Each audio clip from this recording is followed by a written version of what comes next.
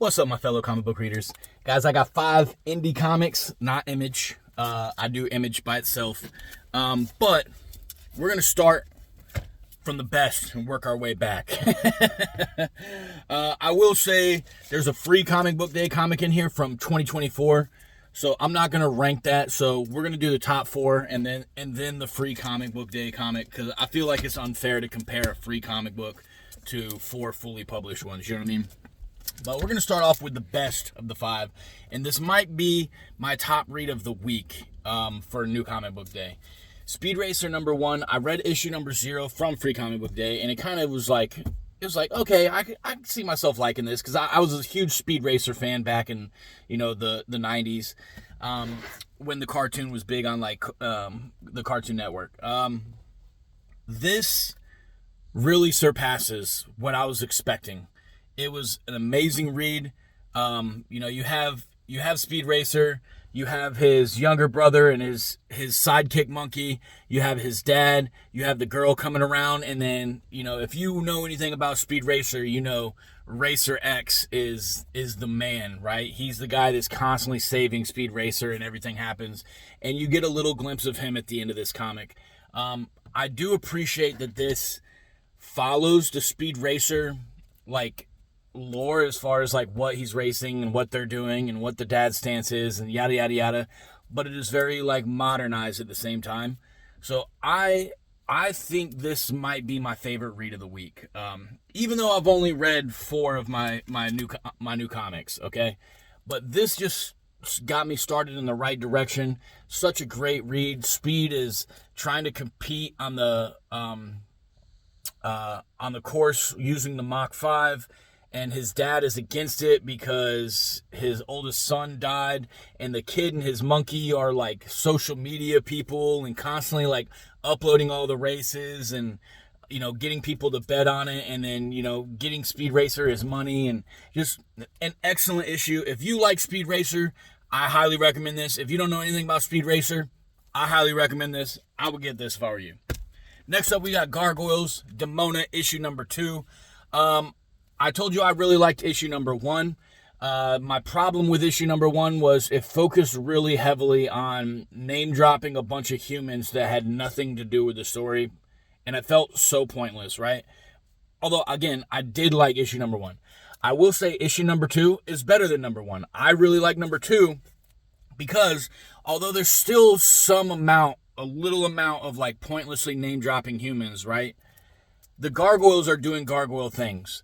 They're, battling at night, and then they're worried about their form during the day, so they have measurements set in place to prevent them from being on a ship that gets sunken and humans having access to break them apart and kill them. And this was a great issue.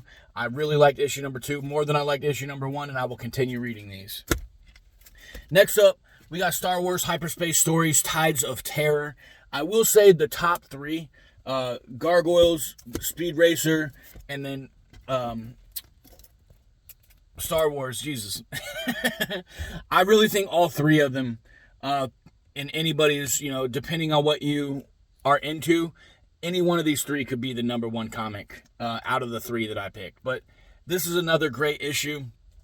This is the first issue of Tides of Terror, but I've really been enjoying the Star Wars Hyperspace Stories.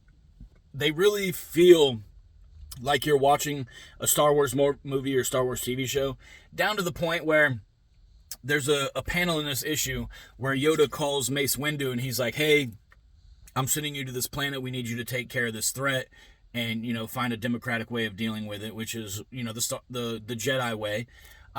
And then the next panel, it's a whole page, is just the name of where they're going to, and then a display of how beautiful the world is. You know what I mean?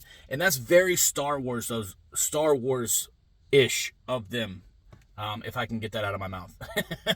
But I thought this was a great issue, and I'm excited for this series to continue. I'm also reading Star Wars Hyperspace Stories Codebreaker, which is another great series. I know that didn't come out this week, but if you're into Star Wars Hyperspace Stories, Tides of Terror, and you're looking for another story similar to this from Star Wars, Codebreaker.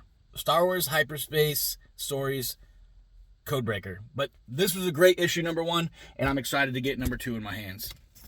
All right, and then this is probably going to be my least favorite out of everything that I read this week, unfortunately. Other than maybe like The Thing.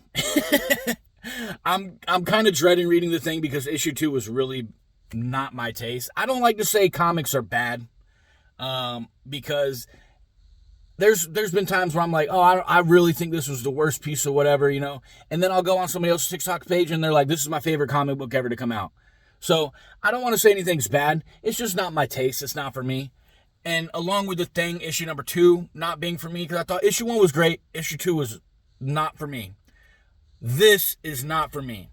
The War, it is, it's a lot to do with like modern politics and how the state of the world is right now, as far as like Russia and Ukraine and America and Iran and Russia and China and just like everything that's going off in all those countries, right?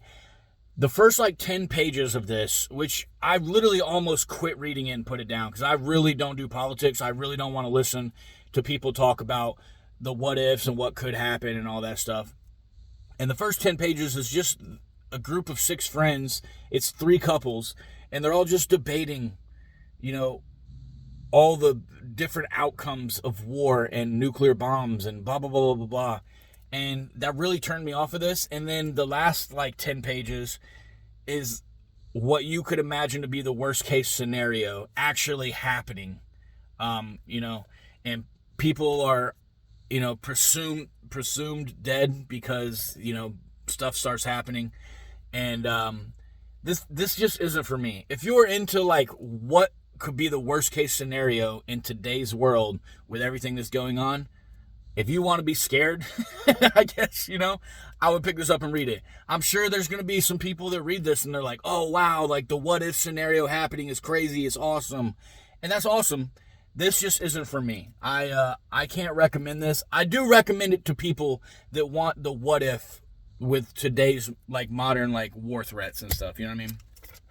And then the free comic book day comic that I got is from 2024. I got this from Jimmy at SuperPowers Comics. He sent me some free comics, and this was one of them. I'm not a Conan fan, but I will say that the short preview that we got of this, I actually kind of like this. There's a lot of name drops that I didn't know who they were. I don't follow the Conan series. This is my second Conan comic I've read, and both of them were free comic book day Conans. But the short preview that we got in this, you know, there's heads getting lopped off and crazy stuff happening. So I think if you're a Conan fan, you're gonna like, you know, the battle of Blackstone. Or you've already read it because this is from 2024. So you probably already read it and you liked it. But this just isn't for me. I'm not a big Conan fan.